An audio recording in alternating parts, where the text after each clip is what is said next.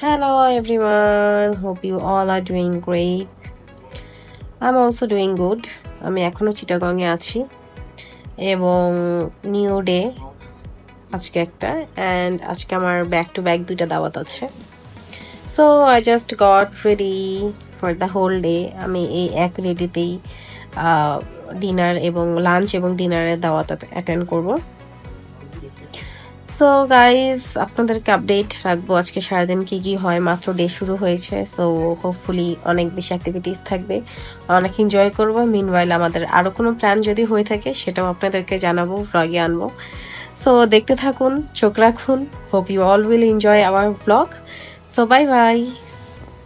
Hello everyone, চলে এলাম another day. আজকে আমরা ম্যাচিং পরেছি গাইজ. দেখুন আমাদের দুইজনের ড্রেস. এই শার্টটা তুমি আমাকে দিছিলে তাই? I don't remember. ঈদে দিছো গাইস. সো এই তো আমরা দুইজন. কেমন লাগছে আমাদের বলুন, কমেন্ট করে জানান. সুন্দরই লাগতেছে অবশ্যই, বিকজ তুমি আছো. ওকে গাইস, আবার দেখা হবে. হ্যালো পিপল, আমরা এখন যাচ্ছি দাওয়াতে. এগেন রিক্সা রাইডে যাচ্ছি. আমি চিটাগাংয়ের রিক্সা রাইড খুবই এনজয় করছি গাইস. চলো দেখা যাক আমরা কোথায় যাচ্ছি, এরপরে যাওয়ারটা কোথায়. সো আজকে আমাদের দুইটা দাওয়াত আছে. দুপুরে হচ্ছে আমার হাজবেন্ডের সেজু চাচার বাসায় দাওয়াত এবং রাতে হচ্ছে মেজু চাচার বাসায় দাওয়াত. সো দুপুরবেলায় তো এগেইন আমরা রিক্সা রাইড নিয়ে এনজয় করতে যাচ্ছিলাম road side and the nature. As usual চিটাগাংয়ের রাস্তা এনজয় করতে আমরা আমার চাচার বাসায় চলে আসছি এবং ওয়েলকাম ড্রিঙ্ক হিসেবে আমাদেরকে খুব মজার লাচ্ছি দিয়েছিল. আই রিয়েলি এনজয়েড ইট. আমি এসে রাফাত ভাইয়ের সাথে একটু দেখা করে দেন আমার চাচাতো বোনের মেয়ের সাথেও একটু মিট এন্ড গ্রিট করে নিলাম.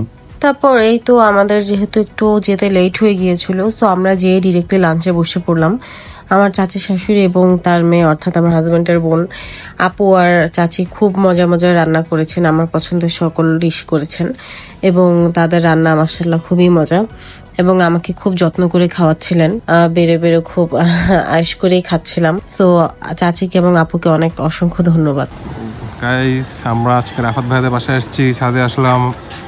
রাফাত ভাইদের বাসা ছাদের থেকে একটু বাতাস এনজয় করছি, ভিউ দেখছি. এই যে রাফাত ভাইও আছে আমার সাথে. লাঞ্চ করলাম, তো একটু ছাদে এসে হাঁটছি আর কি. আমরা দুপুরে লাঞ্চ সেরে সবাই যে যার মতন রেস্ট করে একটু আড্ডা দিয়ে প্ল্যান করলাম যে আমরা কর্ণফুলী সেতুতে গেলে কেমন হয়. আমার ওয়াইফের যেহেতু কর্ণফুলী সেতুতে তেমন আসা হয় নাই, এই কারণে এই প্ল্যানটা করা. আমাদের ফার্স্ট প্ল্যান ছিল আসলে কর্ণফুলী সেতুর নিচ দিয়ে ইঞ্জিন বোটে একটু ঘোরা, বাট যেহেতু একটু বৃষ্টি পড়ছিল হালকা, আমরা সেই প্ল্যানটা বাদ দিয়ে জাস্ট কর্ণফুলী সেতুতে এসে একটু বাতাস খাচ্ছিলাম এবং ছবি তুললাম. বাতাসটা খুব ভালো লাগছিল এখানে দাঁড়িয়ে, যতক্ষণ ছিলাম খুব ভালো লেগেছিল. তো আমরা 10 থেকে 15 মিনিট এখানে থেকে দেন আবার আমরা বাসায় ব্যাক করি. সো এই ছিল আজকের আমাদের ব্লগ. সো আপনারা আমাদের সাথেই থাকবেন এবং subscribe to our channel, follow our channel. Thank you guys.